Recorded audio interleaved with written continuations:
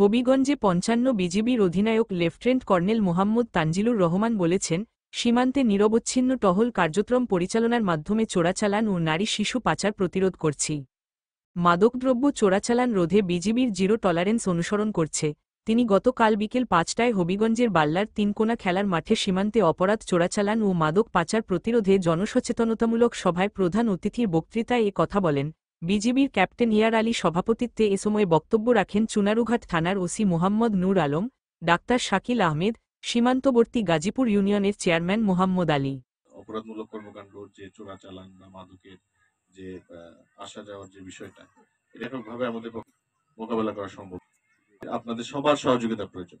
আমরা আজকে আপনার কাছে এসেছি যাতে করে আপনারা জানাতে পারি যে আমরা কি ধরনের কাণ্ড করছি এবং সহযোগিতা আমার প্রয়োজন, যাতে করে অদূর ভবিষ্যতে এই এলাকায় বাংলাদেশকে মাদক মুক্ত এবং অপরাধ চোরাচালান যে বিষয়গুলো আছে এই সমস্ত মুক্ত করে আমাদের যুব সমাজকে এবং ভবিষ্যৎ প্রজন্মকে একটা সুন্দর এবং একটা সুশৃঙ্খল বাংলা উপহার দিতে পারি।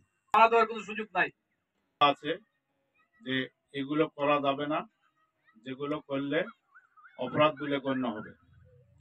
সেই অপরাধগুলো যখন কেউ যেটা আইনে নাই করার সুযোগ নাই, সেগুলো যখন কেউ জেনে বা বুঝে করে, সেটাই তখন অপরাধে